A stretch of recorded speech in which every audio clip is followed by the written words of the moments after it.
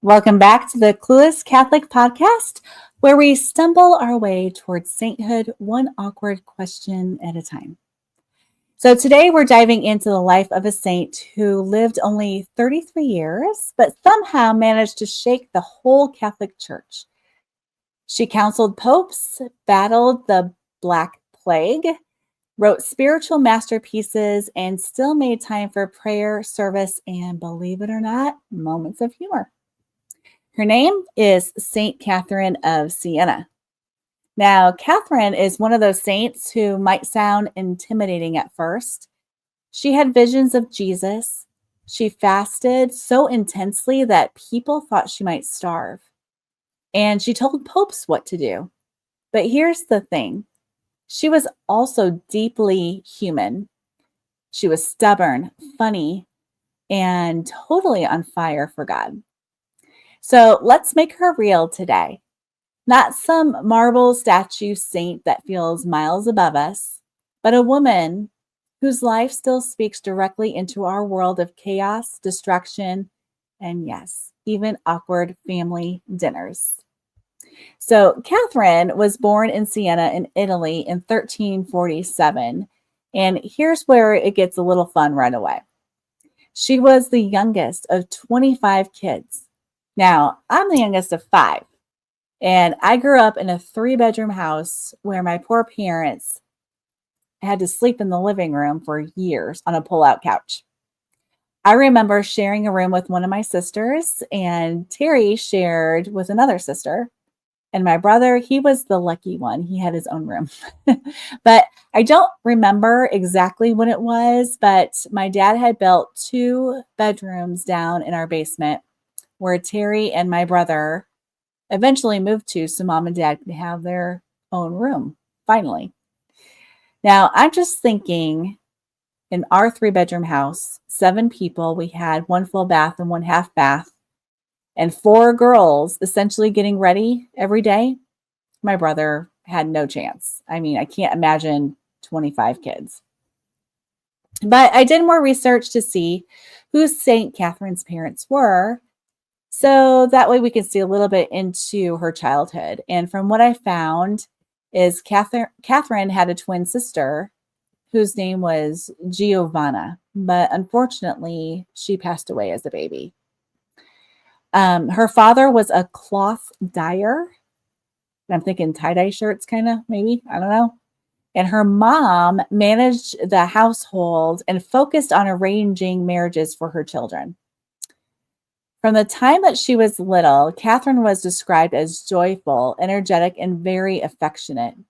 But she also showed unusual seriousness in prayer. At around age 6, she had her first mystical vision.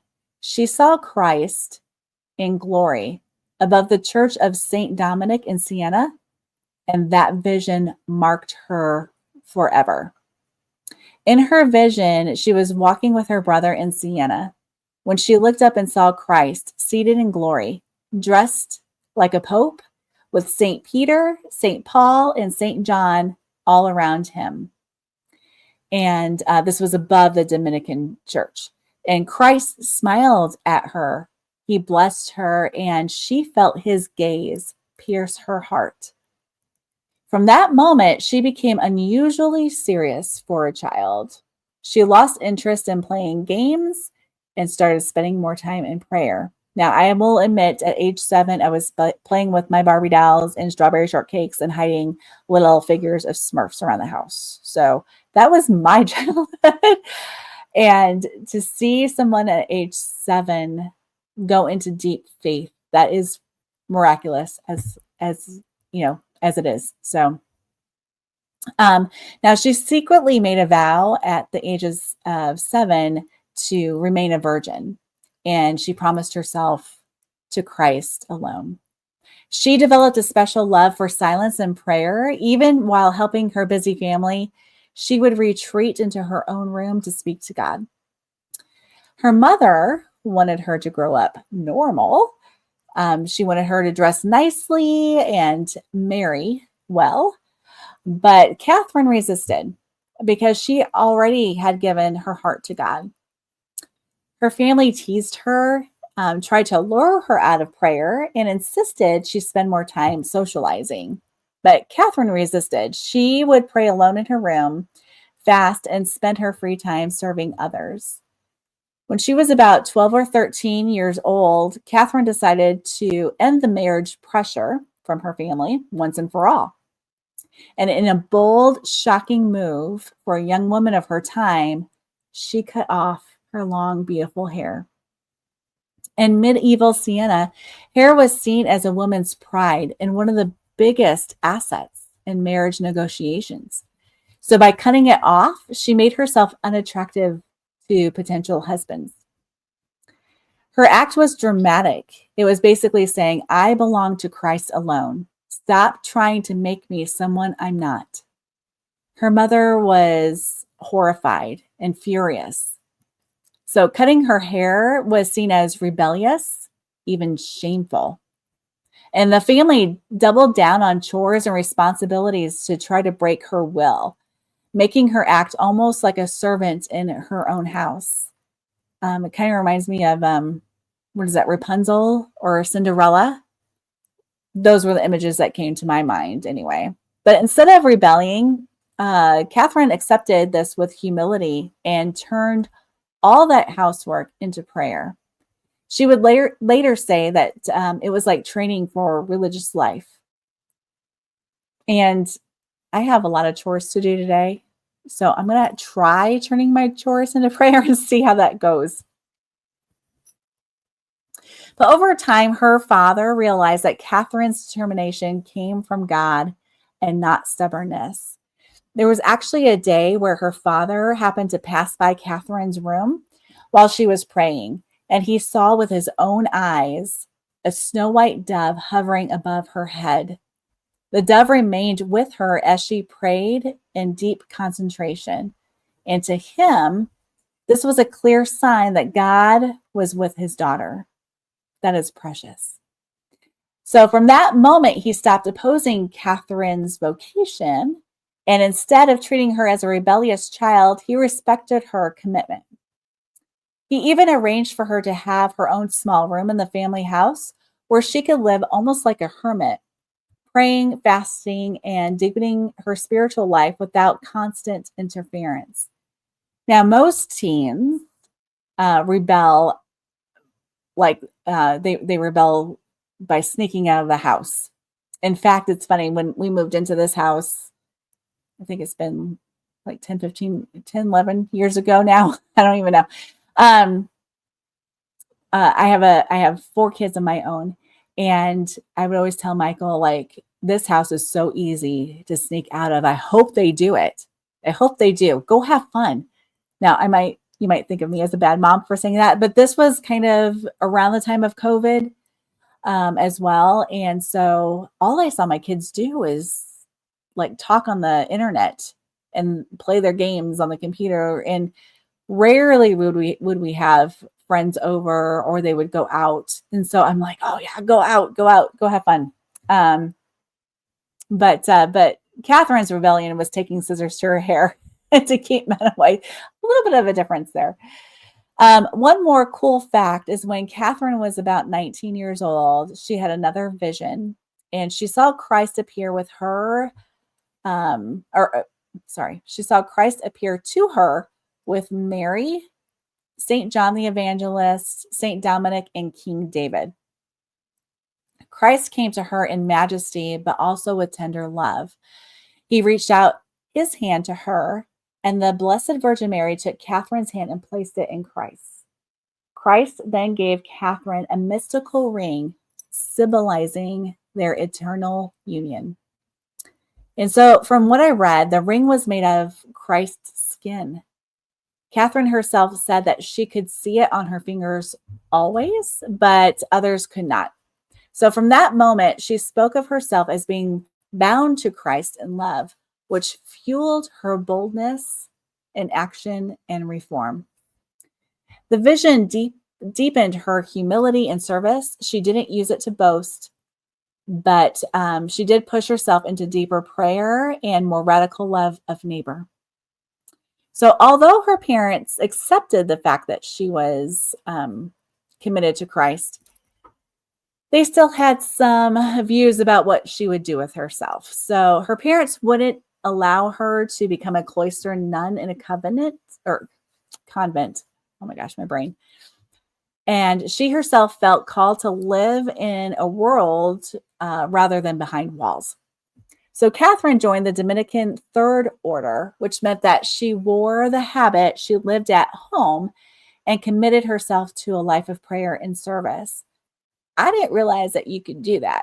Can you still do that today? Can you um, go into, being a nun or a priest and live at home? I don't know. So maybe it's kind of like being at seminary, I guess, but I don't know. It just struck me odd that she could live at home. But let's talk about her fasting for just a minute. So Catherine barely ate. She lived on bread and water and sometimes even less than that. But for her, it was about giving everything to God. And I wonder if I could do that. Like I do 36-hour fasts. I try to do them once a week and it's hard.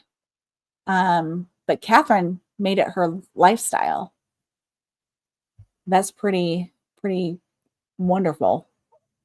But anyway, she wasn't tucked away just praying all the time. Catherine got out in the streets. So when the plague hit Siena, people were terrified. They locked their doors, but Catherine, she went out and nursed the sick, even when it put her life at risk. All right, so let's lighten the mood just a little bit. Let's see what happens at our awkward saintly dinner party. Grab your popcorn, lean back, and enjoy a few minutes of holy awkwardness with St. Catherine of Siena at the dinner table.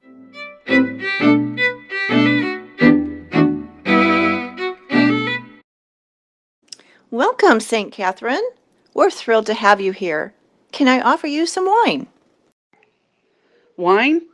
Only if it inspires the soul. Otherwise, water will do. Or a good scolding for laziness. Uh-oh. I think she's already judging us. Hopefully, she's not judging the wine yet. Wine is fine, but idle hands are not. So, Catherine, we have to ask, what's the most important letter you ever wrote? That would be Pope Gregory XI, urging him to return to Rome from Avignon. The church was adrift without his presence. You convinced a pope to move? That's bold. Bold? I call it necessary. Souls were at stake. And how did the Pope react? He resisted a lot, but persistence, prayer, and relentless telling of the truth eventually worked. Sounds like a roast.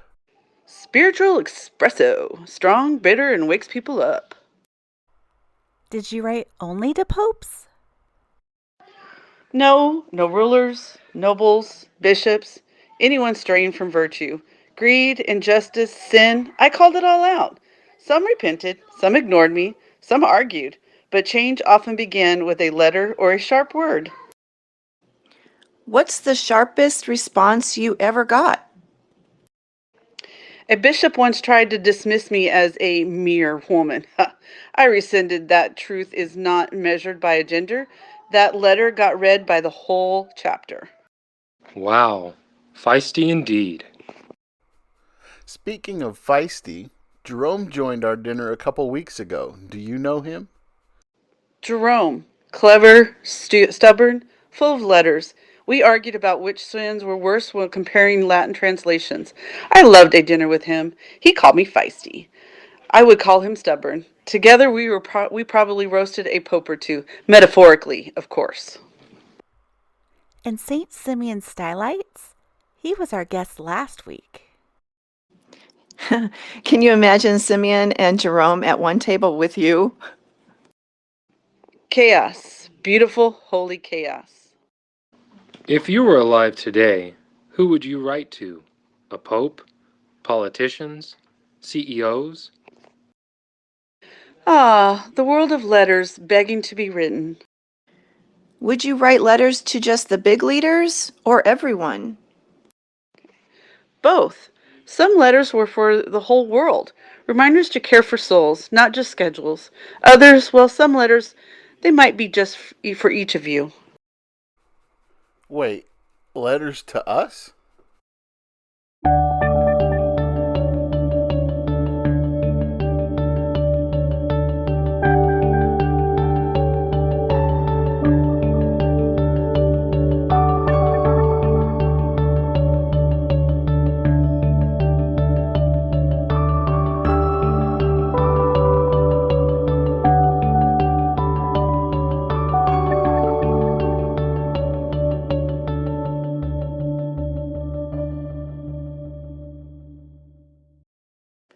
Wow, she knows us too well. That's oddly helpful and terrifying at the same time. Yeah, feels like a gentle prod in all the right places. And a reminder to keep moving forward in faith while helping others. Exactly. And for the world at large, stop scrolling. Start caring. Speak truth. Love boldly. And remember, a soul well fed is harder to ignore than an empty stomach. So no sugar coating ever. The only sugar I allow is humility and laughter.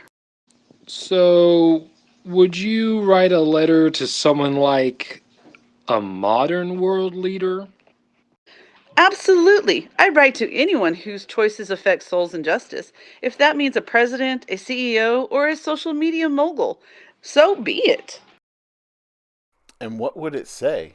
Something like, remember, power is trust, not a toy. Lead with humility, seek justice, care for the vulnerable, and stop hiding behind words that divide rather than unite. That would be amazing. We need that message heard. Truth doesn't pick favorites, it's relentless. Do you have any final words or advice for us? Speak truth, love boldly, kick open a few doors, persist where necessary, and feed your soul as well as your stomach. To To To truth, truth, truth, courage, and courage, courage, holy and and Holy holy boldness. boldness.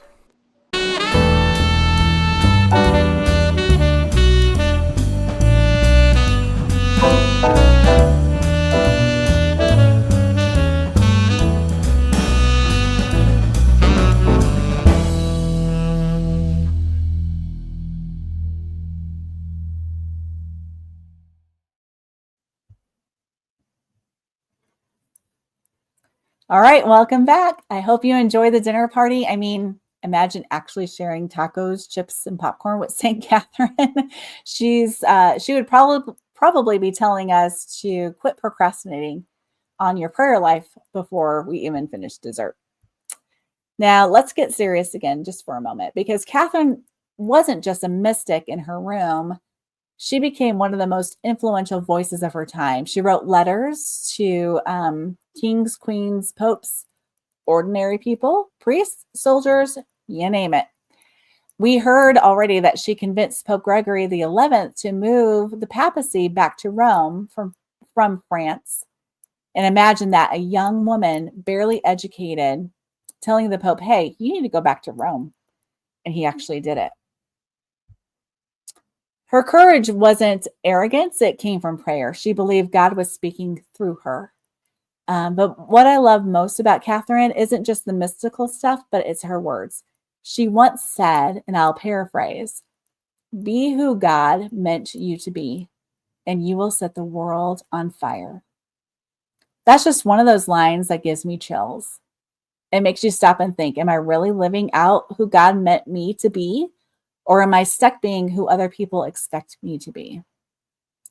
Another one of her bold lines was proclaim the truth and do not be silent through fear. Man, that hits hard even in today's world. How often do we keep our mouths shut because we are afraid of offending someone? And today, as you know, you could say hello to someone and it would probably offend them. That's how crazy our world is right now. But Catherine wouldn't approve. She would probably tell us to speak the truth and do it with love. So Catherine left behind her masterpiece called The Dialogue. She also left behind hundreds of letters, and the church recognized her as a saint and doctor of the church, one of the only 4 women who ever held that title. So I had to look it up because I wasn't sure what doctor of the church actually meant. But it means the person's teaching is so good, it's officially stamped as wisdom for all time. And Catherine, without even a formal education, made the cut. That's pretty incredible. So, what do we take away from hearing about Catherine's story? She lived in a time of chaos, the plague, political corruption, division of the church. Does this sound familiar?